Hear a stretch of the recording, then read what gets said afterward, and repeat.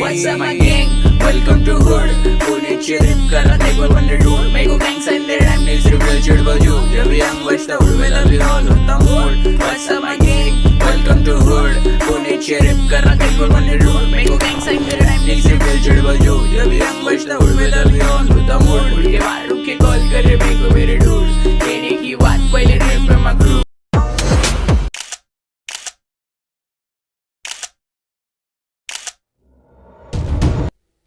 इनका नाम बलजीत सिंह है। हमारे यहाँ ये 2022 में आए थे।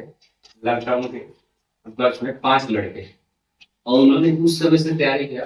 फर्स्ट अटेम्प्ट में जीडी दिया, तीनों इनका सिलेक्शन नहीं हुआ। फिर अगली बार दिया पिछले बार, उसमें भी सिलेक्शन नहीं हुआ। फिर फाइनल मेरिट में अग्निवीर में हटे और इस बार बलजीत सिंह ने पूरा फाइनल किया। और हमारे यहाँ से सबसे कम समय में 2 बच्चे हम दे दिए।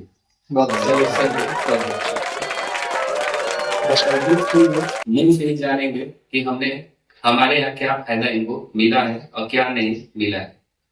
बलजीत बताएं। पहली बात पंकज सर का बहुत बहुत धन्यवाद करना चाहता हूँ मैं, और अजय सर का भी बहुत बहुत धन्यवाद। जब मैं पंकज सर के पास आया था तो बिल्कुल बेसिक भी नहीं मेरे को आता था, बिल्कुल जीरो था। मैं जोड़ घटाव बहुत मुश्किल से आ रहे थे और फिर पंकज सर ने हौसला दिया। पहले तो थोड़ी खुद की गलती रही जो मैं बार बार रहा, मैंने रेगुलर नई क्लासेस की। फिर बाद में सब मान के सब लोगों को बहुत बहुत धन्यवाद है। जो सब लोगों की पूरा क्रेडिट मैं सब लोगों को देना चाहूंगा कि इन लोगों की मेहनत से आज मुझे नौकरी मिल गई। बिल्कुल जैसे बेसिक से सब लोगों ने पढ़ाया है, हमें कहीं भी भटकने की जरूरत नहीं पड़ी है। बिल्कुल सेम वैसे क्वेश्चन आए थे जैसे सब लोगों ने पढ़ाया था। पूरी मैथ वैसी छपी हुई थी। बेसिक था मैथ, सर ने तो फिर भी बहुत ही हाई लेवल से मैथ पढ़ाया था। उधर तो मैथ में पूरे के पूरे अटेम्प्ट थे मेरे, और अजय सर का भी बहुत अच्छी जीके फंसी थी। इसी वजह से मेरा सिलेक्शन हो गया। मैं बहुत बहुत आभारी रहूंगा सर।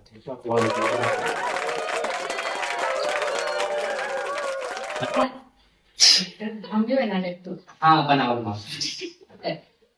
तो हम तो यही कहेंगे कि भाई मैं अकेला ही चला था जानिबे मंजिल मगर, मैं अकेला ही चला था जानिबे मंजिल मगर, लोग मिलते गए और कारवां बनता गया। जब हमने शुरुआत किया था तो हमें नहीं लग रहा था कि हम लोग जो है इस मुकाम तक पहुंचेंगे और बच्चे मेहनत करेंगे, ठीक है, और इतना जो है हम लोग प्रोग्रेस दे पाएंगे इस क्षेत्र में। और ये सिलेक्शन देना इतना आसान नहीं है। जो आप जिस क्षेत्र में रहते हैं ये बैकवर्ड इलाका है, आप जान सकते हैं इस बात को। और जिस क्षेत्र में हम लोग हैं और इस क्षेत्र में सिलेक्शन देना बड़ा मुश्किल काम है, क्योंकि इधर का जो बच्चा है वो उतना अवगत नहीं है शिक्षा से, ठीक है। तो पहला तो उन्हें शिक्षा से अवगत कराना और उसके बाद फिर उनको उनके जो भविष्य में जो लक्ष्य है उनसे अवगत कराना, ये बड़ा एक टास्क रहता है हम लोगों के लिए। जब हमारे पास बच्चे आते हैं वो इन्होंने इंटर कर रखा है, हाई स्कूल कर रखा है, लेकिन जब हमारे पास आते हैं तो हमें मालूम चलता है कि बच्चे ने इंटर कर रखा है, वो सिर्फ इंटर नाम का होता है। फिर उन्हें हमें बेसिक से पढ़ाना पड़ता है और इतना बेसिक से पढ़ाना पड़ता है कि हमें लगता है कि हम कभी कभी लगता है कि हम 5 के बच्चे को या 4 के बच्चे को ऐसे ट्रीट कर रहे हैं। तो ऐसा हमने कभी बच्चे को हाई स्कूल इंटर लेवल के लेवल से लेकर के कभी बच्चे को नहीं पढ़ाया। हमने बच्चे को जब भी पढ़ाया हमने ऐसा सोच करके पढ़ाया कि वो 0 से आया हमारे पास। अक्सर करके हमें देखने को बहुत मिला इस क्षेत्र के बच्चों में, खासकर ऐसा देखने को मिला है कि लगभग जो बच्चा आता है वो एवरेज ही बच्चा हमारे पास आता है। और इस क्षेत्र से हम उतना एक्सपेक्ट भी नहीं करते हैं। बस ये है कि जब बच्चा आता है तो हम उस पर काम करते हैं और डिपेंड करता है कि बच्चा कितना अपने ऊपर काम करता है। क्योंकि देखिए हम हमेशा यही बात कहते हैं कि हमने आपके ऊपर सिर्फ 30% काम करना है, ठीक है, और बाकी 70% आपको काम करना है। वो 30% हमारा जो काम किया हुआ है वो आपको अपने ऊपर 70% इम्प्लीमेंट करना है, तब आप जाकर के कुछ कर पाते हो, ठीक है। अपनी जिंदगी में अगर कुछ बेहतर करना है तो हम तो यही कहेंगे कि भाई देखिए मेहनत कीजिए, बिना मेहनत के कुछ हासिल नहीं हो सकता है ना। और लास्ट में तो यही कहूंगा बात कि कौन कहता है कि आसमान में छेद नहीं होता, कौन कहता है कि आसमान में छेद नहीं होता, एक पत्थर को जरा तबीयत से उछालो यार, ठीक है। ऐसा ही मैं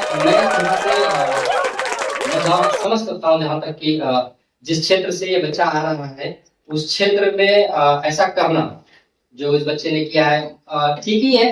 कम से कम एक सहारा तो बना अपने परिवार का, है ना। अब आप ये सोचो कि अग्निवीर में जो है क्या ही स्कोप रहेगा, तो आप ये मत देखिए कि स्कोप क्या है या क्या नहीं है, ठीक है। आप ये देखिए कि आपने शुरुआत कर दिया है, ठीक है। आप एक सीढ़ी पर पहुंच चुके हैं, अब वहां से आपको कामयाबी के अपने अलग अलग रास्ते देखने हैं। तो जहां से बच्चा आता है वो उस जगह से ऐसा करना मेरे को लगता है बहुत बड़ा टास्क है। इसको अपने समाज से अपने घर से बहुत कुछ जो है स्ट्रगल झेलना पड़ा होगा तब जाकर के यहाँ तक पहुंचा है। और जिस क्षेत्र से आता है वहाँ शिक्षा का क्या स्तर है इससे भी हम बहुत अवगत है। तो थोड़ा अपने क्षेत्र के बारे में बताओ कि क्या है और क्या क्या स्ट्रगल तुमको वहां से झेलना पड़ा, किस तरीके से तुम यहाँ तक पहुंचे, और फिर उसके बाद तुम्हारे साथ क्या क्या हुए हैं। इससे पहले भी तुमने एग्जाम निकाला था और क्या हुआ था, फिर बाकी एग्जाम सोल्यूशन ने क्या किया, पंकज सर जो है उन्होंने किस तरीके से तुमको हेल्प किया, ठीक है। इसके बारे में बताओ, ठीक है। और कैसे उन्होंने आपको बेसिक से कैसे पढ़ाया कि आपको एक एक जो है उन्होंने किस तरीके से मेहनत की है आपके ऊपर। आप यूँ समझ लेना हमारे जो भैया है, ठीक है। और आप ये जो आदमी आपके सामने बैठा हुआ है और इसको भी बनाने वाला भी तो कोई होगा ना।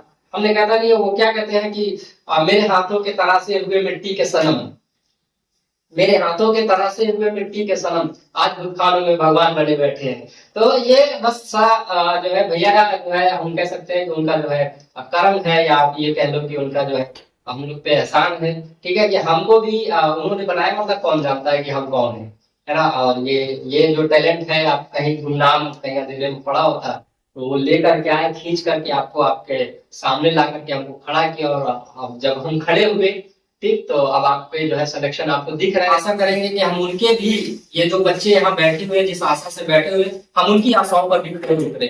और बाकी तो बलजीत आपको बताएंगे कि इनके साथ जिस क्षेत्र से आते हैं, जिस क्षेत्र से इन्होंने तैयारी की है, वहाँ शिक्षा का क्या स्तर है, सामाजिक स्तर कैसा है, बाकी क्या क्या कठिनाइयां है, तो सब आपको बताएंगे, ठीक है। तो बताइए आप। शिक्षा का स्तर तो हमारे क्षेत्र में बहुत ही ज्यादा कमजोर है और बहुत ही कठिनाई का सामना करना पड़ा मुझे यहाँ तक आने के लिए। सब लोगों ने बहुत ही ज्यादा मेहनत की, इसलिए मैं यहाँ तक आज पहुंचा हूँ। मेरे मम्मी पापा का बहुत बहुत मैं भाई रहूंगा, इन्होंने हौसला नहीं छोड़ा। बाकी सब अड़ोसी पड़ोसी कहते थे कि इसको कोई काम लगा, नहीं कुछ कर पाएंगे। ये बात लड़के की बिल्कुल सही है, मैं इस बात से अवगत रहूंगा कि माँ बाप आपकी सफलता में बहुत बड़ा योगदान है। और अच्छा बच्चा, ठीक है, वही है बाबू कि जो अपने माँ बाप का एहसान माने, आज भी मानो कल भी मानो, यथार्थ जिंदगी में सब आपके जो है मुंह पे सिर्फ कहते हैं कि तुम सफल हो जाओ, और पीठ पीछे आपका कोई नहीं चाहता है कि आप सफल हो, ठीक है। एक सच्चा और पक्का अगर कोई आपसे वाकई प्रेम करने वाला है वो आपका माँ और आपके पिता है, इससे ज्यादा कोई नहीं हो सकता है, ठीक है। और बताइए और क्या। पापा ने मेरी बहुत मेहनत की, जो यहाँ से आज मैं खड़ा हूँ। वो भी कभी कभी मेरे सामने रोक देते थे कि बेटा, पड़ोसी मेरे से क्या कहते हैं कि मैं तुम्हें काम नहीं लगाऊंगा, तुम्हें कुछ ना कुछ अच्छा ही बनाना है।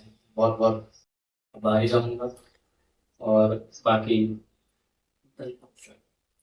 कोई बात नहीं, ठीक है। देखो ऐसे पल में आदमी भावुक हो ही जाता है, ठीक है। और हमने तुमको अभी इससे पहले भी यही बात बोला था कि हर बच्चा अपने परिवार के लिए कुछ ना कुछ करना चाहता है। तुम भी यहाँ आए हो तो अपने पिता के को देख करके, अपने माँ को देख करके, अपने परिवार को देख करके उनकी स्थिति को सुधारने के लिए तो यहाँ आए हो ना, है ना। हर बच्चा वही चाहता है। तो मैं यही चाहूंगा भाई कि जैसा इस बच्चे ने किया है वैसा आप लोग भी करें, ठीक है। मेहनत बहुत बड़ी चीज है बाबू, और मेहनत कुछ इस तरीके से दिखाई पड़ती है, ठीक है।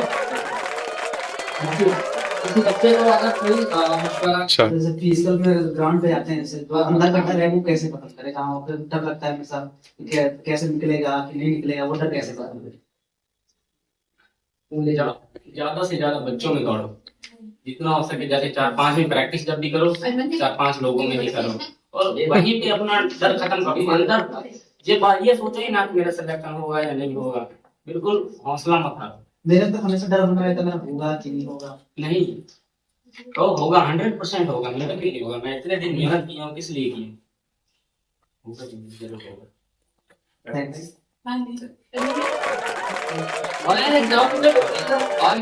उनके उनका डर खत्म करने के लिए लाइन है कि बिना मेहनत के तक तो ताज नहीं होते, कि बिना मेहनत के तक तो ताज नहीं होते। ढूंढ लेते हैं अंधेरे में मंजिल अपनी, ढूंढ लेते हैं अंधेरे में मंजिल अपनी, क्योंकि जुगनू कभी रोशनी के मोहताज ना हो।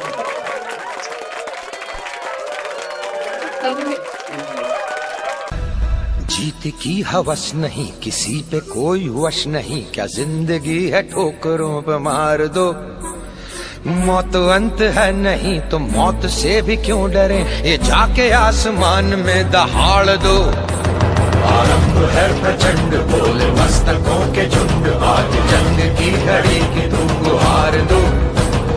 आन बान शान या की जान का हो दान, आज एक धनुष के बाण पे उतार